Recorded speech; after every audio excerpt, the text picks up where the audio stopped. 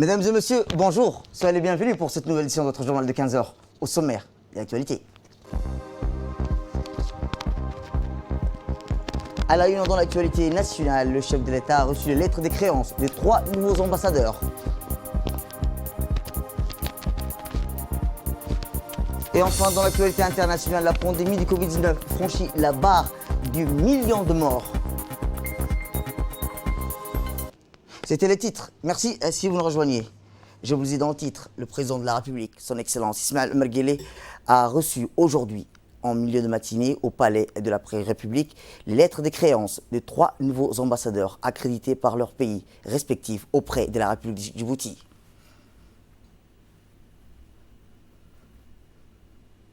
Il s'agit d'en premier lieu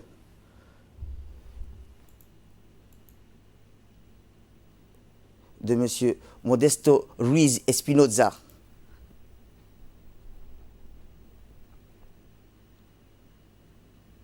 Ces diplomates seront des ambassadeurs extraordinaires et plénipotentiaires non résidents de leur pays distinct auprès de la République de Djibouti. Rappelons que dans son allocution faite lors de la remise de ces lettres de créance, chacun de ces ambassadeurs a fait état de son engagement à contribuer au développement et au renforcement des relations d'amitié, d'échange et de coopération entre son pays et la République de Djibouti. De son côté, le chef de l'État, son Excellence Ismaël Omar Guelleh, a souhaité la bienvenue à Djibouti à chacun de ses diplomates. Il a ensuite assuré ses ambassadeurs qu'ils trouveront auprès de la République de Djibouti l'appui et l'assistance nécessaires à l'accomplissement de leur mission. Et ensuite, de Mme Anna Farou, ambassadrice de la République de Grèce. Rappelons que, comme je vous le disais, que ces diplomates seront des ambassadeurs extraordinaires et plénipotentiaires non résidents de leur pays distincts auprès de la République de Djibouti.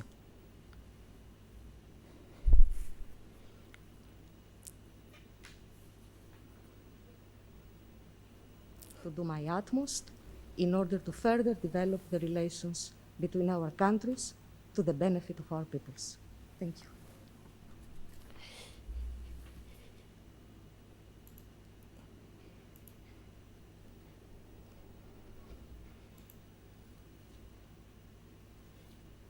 Le chef de l'État a assuré à ses ambassadeurs qu'ils trouveront auprès du gouvernement et du peuple de Djibouti tout l'appui et l'assistance nécessaires à l'accomplissement de leur noble mission.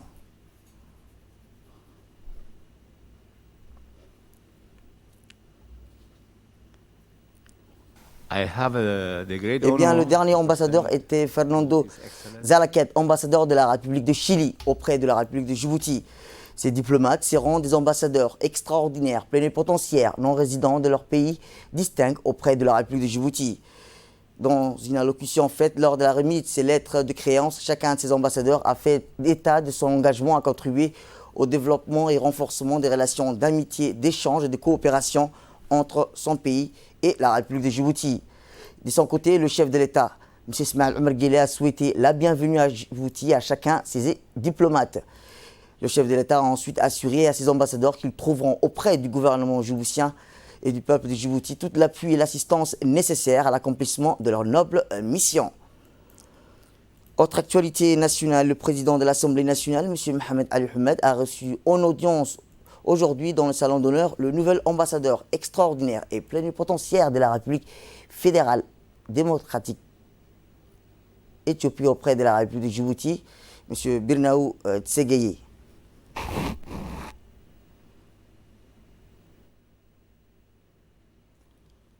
Le directeur de cabinet et chef de l'hémicycle, M. Idriss Ahmed, a pris part à cet entretien. Après les salutations d'usage et les mots de bienvenue du président, le nouvel ambassadeur a voulu en amont exprimer sa gratitude et ses remerciements les plus chaleureux à M. Mohamed Ali Ahmed pour l'accueil avec le piquet d'honneur de la gendarmerie nationale. De prime d'abord, hôte du jour a tenu à remercier en son nom personnel et au nom du peuple éthiopien son gouvernement, la République de Djibouti, pour l'aide humanitaire d'urgence octroyée au peuple frère Éthiopie victime des inondations diluviennes. Ce grand honneur est une joie énorme pour moi, a-t-il dit, à servir mon pays en République de Djibouti. C'est avec enthousiasme et détermination que m'acquitterai de ma mission première, qui est de préserver, renforcer les liens séculaires qui unissent nos deux pays. Prenant la parole, le président de l'Assemblée nationale a mis en exergue l'importance des liens entre les deux peuples, et c'est particulièrement à travers la coopération parlementaire, rappelons-le, ainsi que en mettant au profit les groupes d'amitié qui doivent travailler la consolidation et au renforcement de la diplomatie parlementaire. Un point sur lequel a insisté le président de l'Assemblée nationale. Au terme de la rencontre, le président du Parlement a tenu à offrir un présent symbolique à son hôte du jour avec lequel il a pris une photo officielle. À votre actualité, un groupe d'experts français est venu aujourd'hui rencontrer le ministre du Budget dans son département ministériel.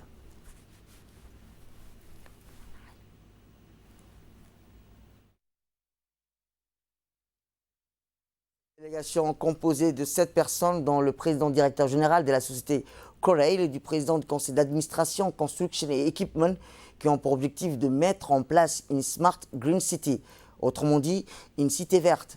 Cette société de construction a déjà effectué plusieurs projets dans différents pays africains et veulent utiliser la spécificité de notre pays pour réaliser des logements.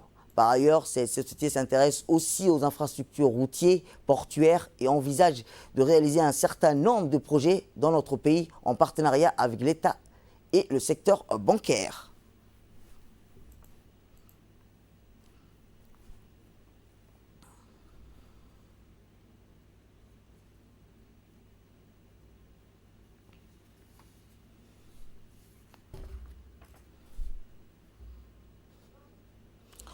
Éducation, cette fois-ci, le ministre de l'Éducation nationale, de la formation professionnelle, M. Moustapha Mohamed Mahamoud, s'est rendu ce matin à l'école yéménite où il a procédé à la remise d'un don composé des mobiliers scolaires, des manuels pédagogiques et des outils informatiques. Au cours d'une cérémonie organisée à cet effet dans l'enceinte de l'établissement, le ministre de l'Éducation a rendu un vibrant hommage à cet établissement dont il a rappelé le rôle historique et capital dans l'enseignement djiboutien. Cet établissement a formé tout au long de son existence des centaines d'enfants djiboutiens, parmi lesquels on compte aujourd'hui de nombreux cadres de l'administration, a souligné en substance M. Moustapha Mohamed Mahamoud.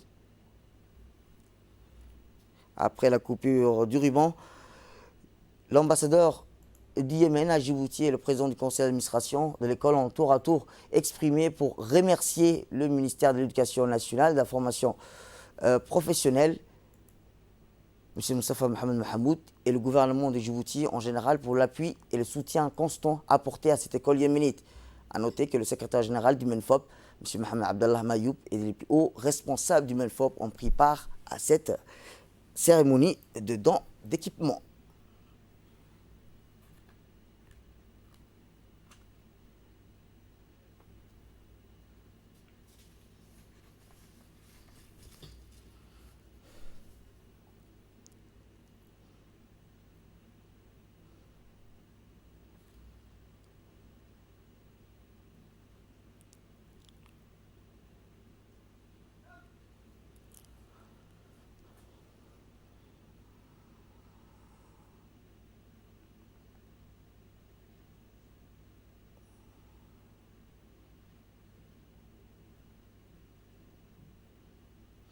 Écoutons un extrait du ministre de l'Éducation nationale lors de la remise de ces dons matériels au bénéfice plutôt de l'école yéménite. Monsieur le directeur de l'école yéménite, mesdames et messieurs les hauts cadres du ministère de l'Éducation nationale, messieurs les enseignants de l'école yéménite, chers élèves, assalamu alaikum wa rahmatullahi wa barakatuh. Ce matin, ça me fait plaisir également de voir que l'école yéménite a adopté ce programme bilingue à partir de cette année pour les classes des premières années. Dorénavant, le programme qui va être enseigné, et ça c'est important pour les parents djiboutiens qui nous écoutent, qui nous suivent un peu à la télévision, comprennent que dorénavant, à partir de cette année, l'école yéménite va dispenser un programme bilingue. sur des manuels, bien sûr, conçus par des Djiboutiens, pour les enfants djiboutiens, bien sûr, aussi bien dans les écoles publiques que dans les écoles privées, telles que, bien sûr, l'école yéménite. Et vraiment, pour nous, c'est une victoire. C'est une victoire, c'est une démonstration vraiment de ce que les Djiboutiens sont capables de faire. Donc, nous avons fait aujourd'hui un don des manuels, de première année, à peu près de tout le niveau, mais également un don de quelques matériels, des mobiliers, mais également des ordinateurs pour le bureau. C'est vraiment, monsieur l'ambassadeur, c'est un petit don, mais c'est avec un grand cœur que vous nous offrons, bien sûr, ce petit don-là.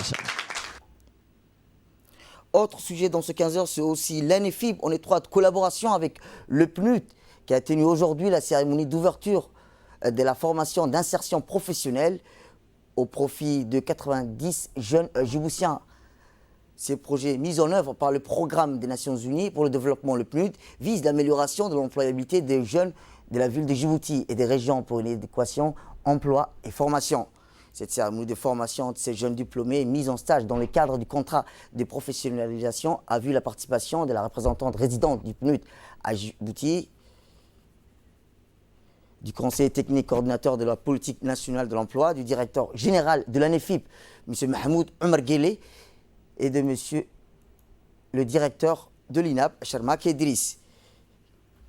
Et la création d'emplois ont toujours été au cœur des préoccupations de nos dirigeants et le vecteur central de tous les programmes de développement économique du pays, grâce à l'université de Djibouti et aux établissements d'enseignement technique. Des milliers de jeunes diplômés sortent et affluent chaque année sur le marché du travail. C'est la raison pour laquelle le gouvernement a mis en place des outils nécessaires pour encourager l'investissement et offrir les facilités indispensables, favorisant le développement du secteur privé dynamique et garantissant une meilleure promotion en faveur des entreprises et de leur création. Car nous savons tous que seul un secteur privé important et fort pourra créer le volume d'emplois escompté et satisfaire la demande. Un secteur privé soucieux de la problématique du chômage est capable de participer efficacement à la réduction de son taux. Un secteur privé concerné, responsable et en mesure de soulager un secteur public qui reste pour l'instant le principal employeur. Et mes chaleureux remerciements vont spécialement à notre président de la République, M. Ismaël, son Excellence Ismaël Omar Guelleh, qui n'a cessé de penser tout au long de sa vie politique à la jeunesse du pays, à sa formation et son insertion professionnelle.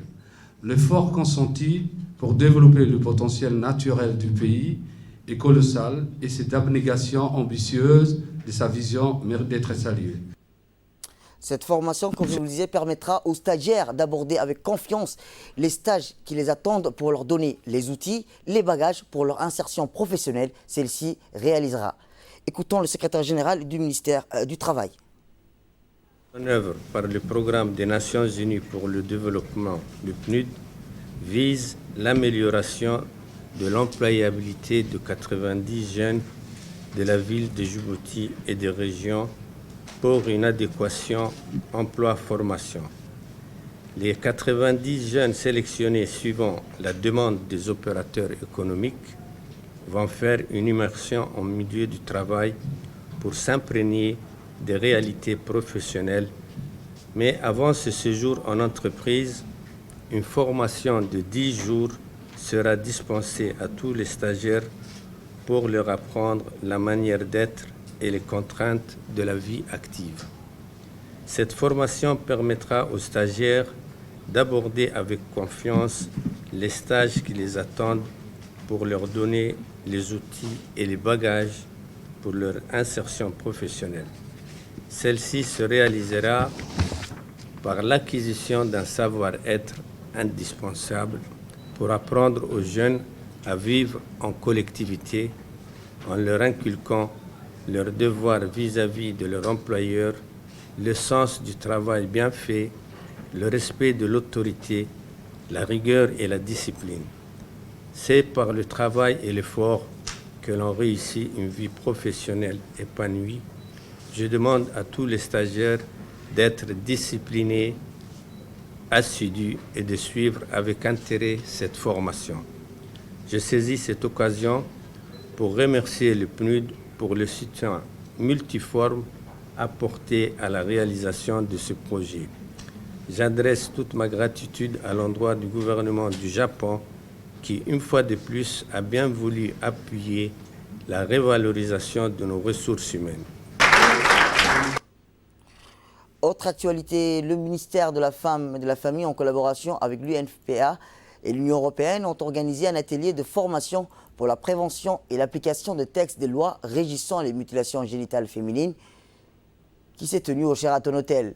Cette cérémonie a vu la participation de la secrétaire générale du ministère de la Femme et de la Famille, Mme Anissa Hassan Bahdon, de Mme Ruqya Youssef Ali, la secrétaire adjointe de l'Union nationale des femmes djiboutiennes, la représentante du ministère de l'Éducation nationale, la représentante du ministère de la Défense, le ministère de l'Intérieur, le ministère de la Santé, la représentante de l'UNFPH.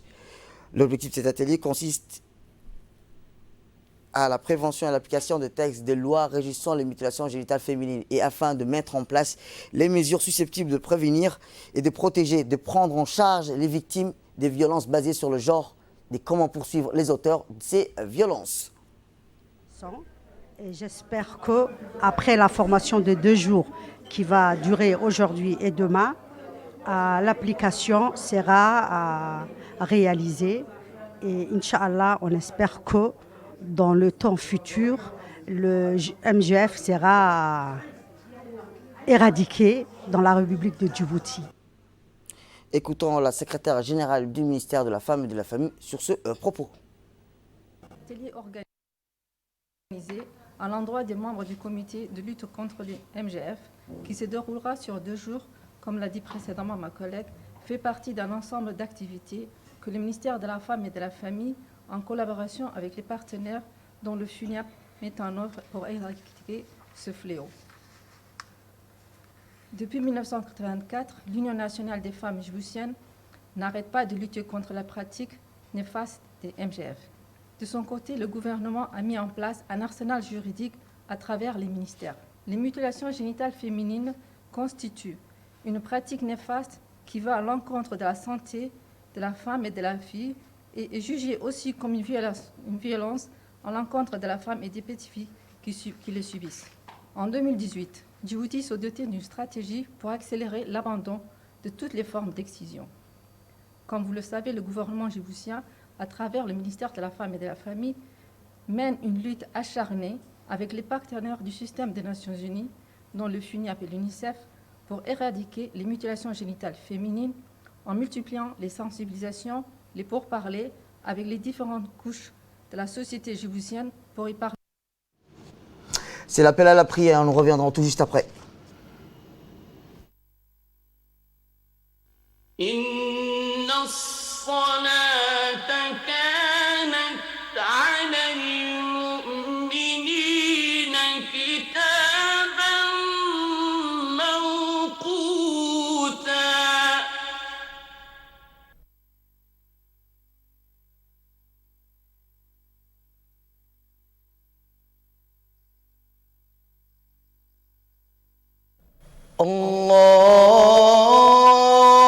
الله أكبر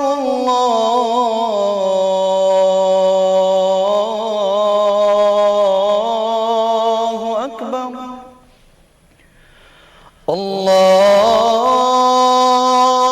الله أكبر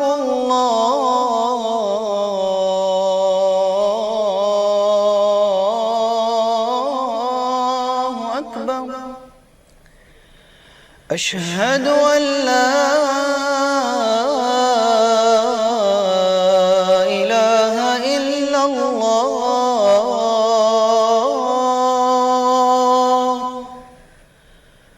أشهد أن لا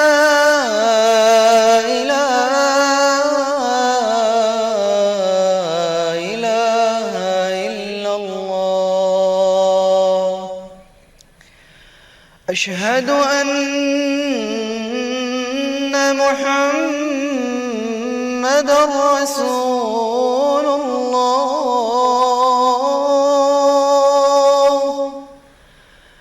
أشهد أن محمدًا رسول الله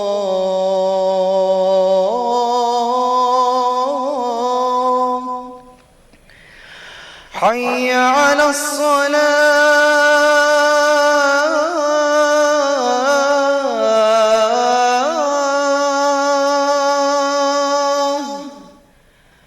حي على الصلاة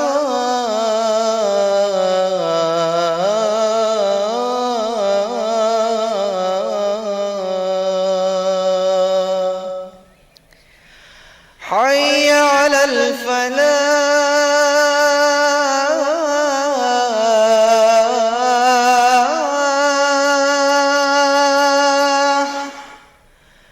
حي على الفلاح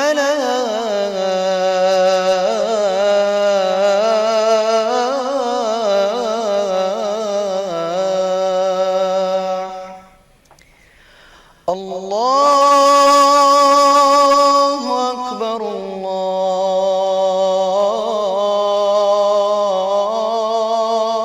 الله أكبر لا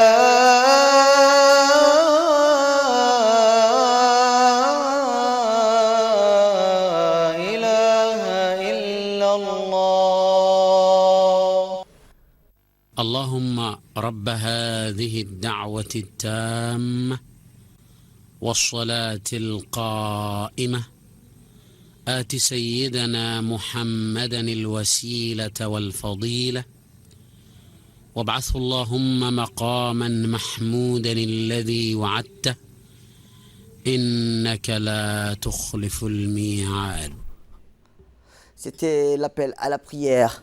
Nous revenons dans notre journal direction d'Ikil où dans le cadre du fonds régional pour le renforcement de la résilience et la sécheresse, le ministère de la Culture, de l'eau, de la pêche, de l'élevage et des ressources halieutiques en collaboration avec le KfW, les banques de développement allemandes, ont procédé le 27 septembre dernier à Sankal, la localité de la sous-préfecture d'Assaïla, au lancement de la nouvelle approche financière participative en présence des représentants du ministère de la Culture, de l'eau, de la pêche et de l'élevage, composé de M. Noureddin El-Miroble, ainsi que du chef de mission, M. Mohamed Abdillahi. Dans le cadre de ce fonds régional pour le renforcement de la résilience et la sécheresse, le projet a un montant de 4 millions d'euros, soit environ 800 millions de francs Djibouti, est financé par la Banque allemande de développement et mis en œuvre par le ministère de la Culture, de l'eau et de la pêche. L'objectif est de promouvoir la sécurité alimentaire, la résilience, la sécheresse des communautés rurales afin d'améliorer les conditions des communautés des zones transfrontalières ciblées par l'amélioration de la disponibilité de l'accès à l'eau et la création d'activités génératrices de revenus et couvre la période 2019 à 2022. On reste toujours dans le sud où l'association des jeunes des châteaux d'eau d'Ali Sébié a organisé hier matin au lycée de Harre d'Ali Sébié une cérémonie officielle de parrainage des frais de manuels scolaires et d'accès au profit d'une cinquantaine d'élèves orphelins issus des familles démunies de la ville d'Asséjouk. Les élèves bénéficiaires étaient issus du primaire, du collège, du lycée ainsi que de l'université. Rappelons que ce programme a été financé par des bienfaiteurs djiboutiens et surtout par le président fondateur de l'AJCED, Haj Hussein Hassan Darar, actuel secrétaire exécutif de l'UNARS, qui activement contribué à la réussite de ce parrainage. À la fin de la cérémonie, des chèques ont été remis par le président de l'AJCED aux gestionnaires des différents établissements concernés. Le président de l'AJCED, Suleiman El-Mirayad, a remercié les invités ainsi que les autorités qui ont honoré de leur présence cette cérémonie. Il a expliqué que l'AJCED s'est engagé à aider les familles dont le besoin en cette période de rentrée scolaire où les dépenses sont énormes. En bref et en image, le conseil régional d'Arta a abrité hier au conseil régional d'Arta un atelier de l'ordre du jour de l'assise a été de raffermer le processus de développement de la région et de revoir le plan d'action des investissements des projets prioritaires avec les moyens des outils mis à la disposition dans le cadre du projet ADIL, appui au collectif local des 5 régions de l'intérieur financé par l'Union européenne.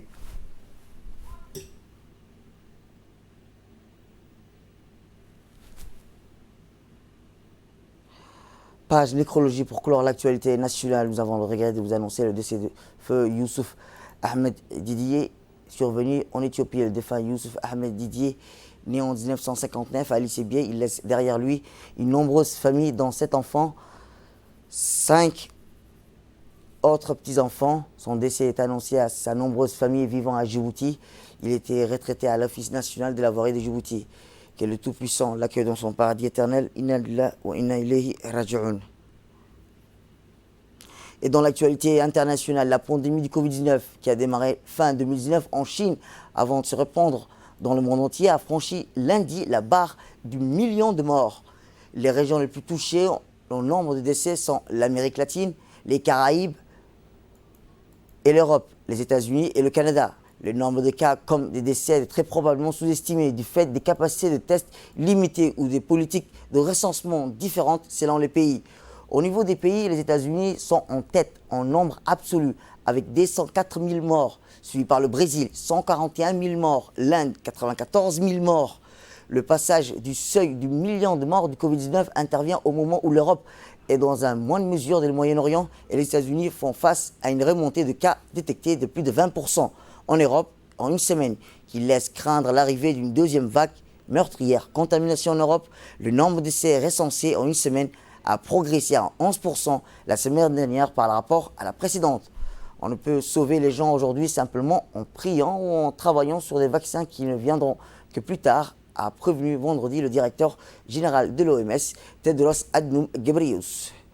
Et enfin, en Arménie, Azerbaïdjan était au bord de la guerre dimanche. De nouveaux combats dans la région séparatiste azerbaïdjanaise, en Nagorno, ont fait état de 24 morts, une escalade qui suscite l'inquiétude internationale. Le président russe Vladimir Poutine a appelé à éviter une escalade et à mettre fin aux hostilités, les pires dans cette zone disputée depuis avril 2016, lorsque 110 personnes avaient été tuées.